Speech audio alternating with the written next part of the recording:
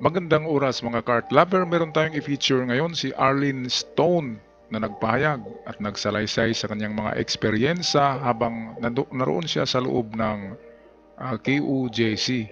Siya yung isa sa mga membro ng Innermost Circle at siya yung assistant ng dalawang spiritual wives ni Kibuloy, kaya alam niya ang mga kwento kasi close na close talaga sila ni Kibuloy. At kahit silang dalawa ni Kibuloy noong teenager pa siya, ay meron silang sexual na relasyon. Kaya ito, Arlene Stone, atin pakinggan ang kanyang kwento. I was there. Kibuloy always have this concert crusade to every cities in the Philippines and the other part of the world. And we have one practice that we do. We go to the villages and send the invitation, give the flyers to the villagers and ask them or invite them for this concert crusade. And most of the villages that we usually targeted were the poor villages, the depressed area, because the message is to give hope, to the depressed people, to the oppressed. And so that was very attractive to those type of environment. And then every concert we would get buses or jeepneys for the visitors and bring them to the venue. Tama. Yan ang isang pinakamagandang teknik ng mga ganyang klaseng mga relihiyon na bago pa lamang at gustong magparami ng membro ay ang pag-recruit sa kabundukan kung saan depressed, oppressed at hopeless ang mga tao, at ang mga pastoral or yung mga pastor na nag-aaral ng Biblia na membro ng grupo ni Kibuloy ay bibigyan ng inspirasyon ang mga taong yan para magiging membro at bigyan ng mga promise na sila yayaman kapag sasama sa grupo. Ang pangalawang dito sa video natin, malaking katanungan ay bakit palaging kasama ni Kibuloy ang mga magagandang babae sa kanyang innermost circle. Kapag meron siyang gatherings, merong meetings, merong prayer session, ay palaging nandyan yung mga muka ng mga mistisa na maganda, na sabi ni Arlene ay mga dalaga pa pero yung katawan ay mukhang may asawa na, kasi karamihan daw ay nabuntis at pina-abort sa Amerika. Kaya nawawala yung figure ng katawan pero gaganda pa ng mga muka.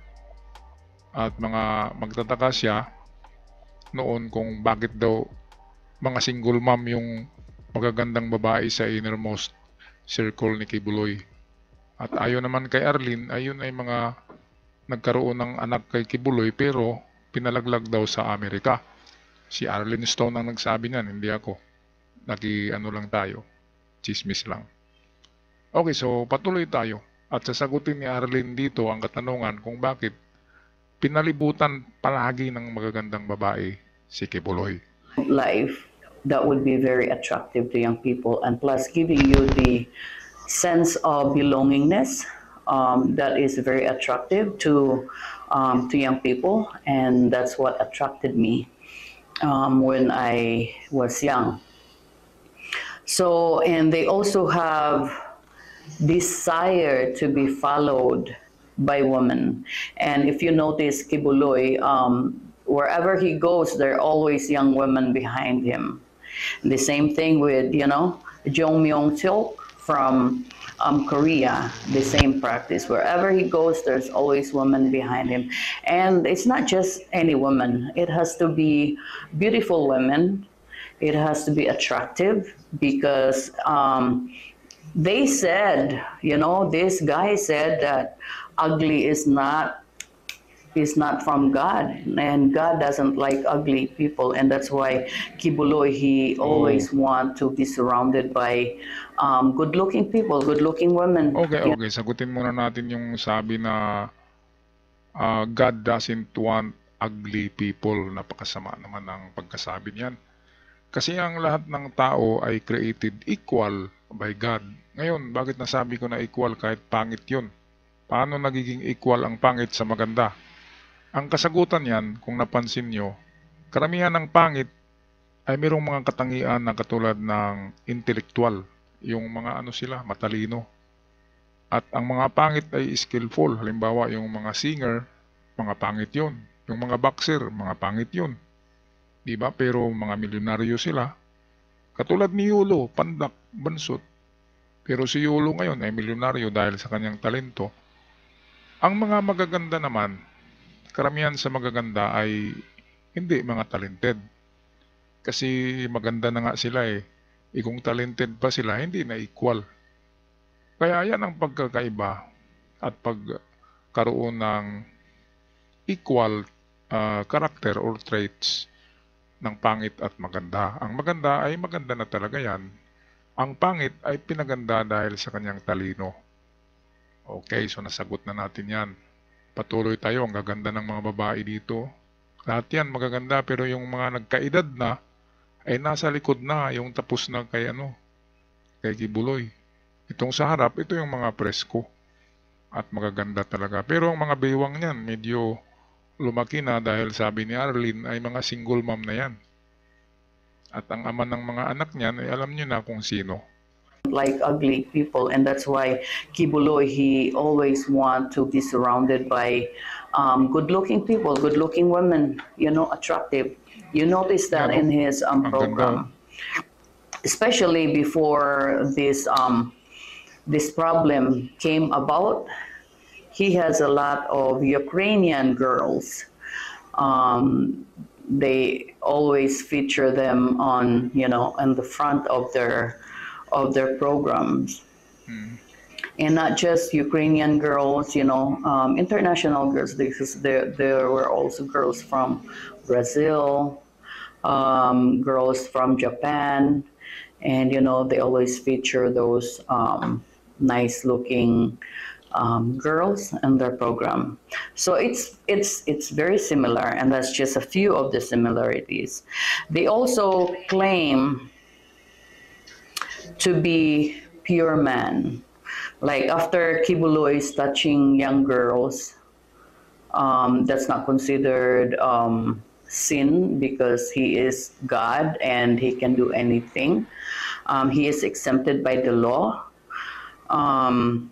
So he claimed that he is a pure man, but then before the event, any event that he has, I can attest that because I have booked his hotel so many times before. He always stayed in his room for 2 days. And of course, not by himself, but with somebody else. Ayan. So maraming alam talaga si Arlene Stone kay Kibuloy kasi siya nga yung nagbubook ng mga hotel rooms. At palaging 2 araw talagang nagbabad si Kibuloy kasama yung bagong babae sa hotel. Okay, at kahit si Arlene, noong teenager siya, ay meron siyang sexual na relasyon kay Kibuloy. Pero hindi siya sinuseryoso ni Kibuloy kasi hindi naman siya maganda gaano, di ba? Pero birhin yan. Birhin yan ng magkaroon sila ni Kibuloy ng illicit affair. Okay, kaya ngayon si Arlene Stone ay married na yan sa isang Amerikano. Kaya Stone na yung kanyang apelyido. At dahil nandun sa Amerika ay malaya siyang makapagpahayag through Facebook and YouTube sa kanyang mga saloobin na kontra kay Kibuloy. Nahimasmasa na to namulat ng yung kanyang mga mata at hindi na siya na-hypnotized at hindi na siya nabudol-budol ni Kibuloy.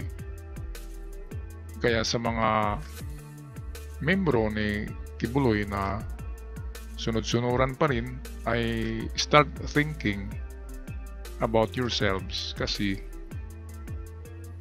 pabagsak na yung empire ni Kibuloy. Sa totoo lang ay hindi na yun makakabalik pa. Siguradong sequestered yung mga ari-arian na yan dahil sa ang kalaban ay pinaka makapangyarihang tao sa Pilipinas. Okay, so tapusin na natin ang video. And that was a woman. But then they come out and say that they are holy, they are pure men, and they said they never touch a woman after touching young girls. So it's ridiculous, you know. But then when someone says something, like me, since I spoke up, since I stand up for the truth, I have a lot of threats, but I'm not afraid, because you're only afraid to God. You're only afraid if you committed a sin. If I'm making accusation without any basis, or I'm just making up story, then I would be afraid. Okay, so maraming salamat sa iyong mga pahayag, Arlene Stone. Kung hindi sa iyo, ay hindi namin malalaman ang mga dark secrets ni Kibuloy. At sa mga ating art lover na nagustuhan nyo ang ating mga videos, huwag kalimutan mag-subscribe sa channel para palagi kayong updated. At kudos kay Arlene. At hanggang sa muli, goodbye Philippines, goodbye lovely people.